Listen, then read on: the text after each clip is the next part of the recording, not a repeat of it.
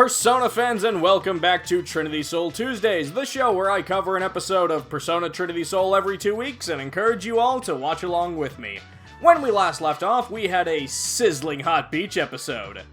Except it's still winter, so it wasn't very hot. On today's episode, things start out really hot as Kanaru Morimoto calls an afroed Takeru Sakikiba to meet him underneath the Camphor tree at school to give him something. Yo-ho! But it turns out that Takeru actually likes Oh, hi, Shin! Before anybody can figure out what's going on, we're introduced to a mysterious girl with green hair and purple lips. It turns out that Kanaru just wanted to give Takeru a test that he'd failed that somehow ended up in her desk, and Inui continues to try and be relevant as a character. Shin isn't saying much of anything. Got something on your mind, buddy? You know what I've always felt like the Persona series needed more of? Lengthy tours of the school.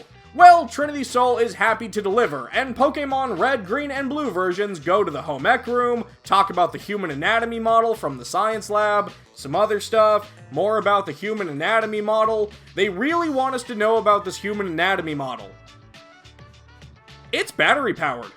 Still convinced that he's met that green-haired girl before, Mayuri being her name, Shin ignores Takeru's pervy comments about the girls in their PE uniforms and goes to look at the tree from the start of the episode. Do trees normally look like that? I'm no tree scientist, but I don't think they do.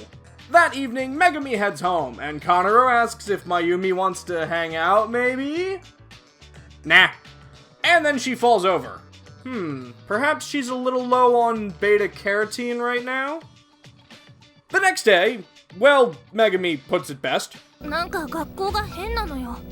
And boy is it! I'm no school scientist, but I don't think schools are supposed to do that. Hey Jun, what do you think is causing all this? I don't know, ghosts?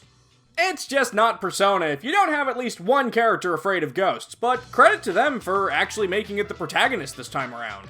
Luckily for Shin, ghosts aren't real, and much more likely it's just someone using their magical, supernatural powers that involve summoning monstrous deities from our brains or wherever. But who? Whom? Then it's settled. We'll come back at night and investigate the school to see just what's causing this. I mean, apparently that's what we've all decided. Everyone arrives at the school, including Jun, who just decided to tag along, and we pull a Scooby-Doo and split up, giving Shin a chance to ask Kanaru what she wanted to ask him under the Camphor tree. Well, whatever it was, we know it had nothing to do with shadow extraction. Hey, what's that thing? Could it be? It's the human anatomy model! The one they told us about earlier, remember? Eventually, they all get back together and find a passed-out Mayuri on the floor. We learn that Kanaru and Mayuri were actually raised in the same orphanage together, and right now rumors are spreading about her since all this weird stuff started happening only after she showed up. Shin lets her hold on to his protective charm while Jun is outside by the tree defeating the ghost without anyone even noticing. He uses Seth's purifying ability on the oddly familiar looking ghost and Mayuri wakes up. And Jun is totally cool about it. Everyone else is all like, what? And he's just like, yeah, I fixed it. It's fine. The next day, everyone is patting themselves on the back for a Jun's job well done. And in what is perhaps the most obvious reveal in the world, we learn that Mayuri is nothing more than our friend the stalk of broccoli wearing a human disguise. And that is where this episode ends. This was a weird episode. Not bad, mind you. I certainly liked the idea of the gang just going on a ghost hunting adventure. It had a good feel, but one that I found very difficult to talk about for this show. The plot also moved really quickly, with this entire episode basically covering the span of several days. So the way it quickly jumps from morning to night to the next morning within minutes felt a little jarring at times. Those of you that are watching along at home, what did you think of this episode?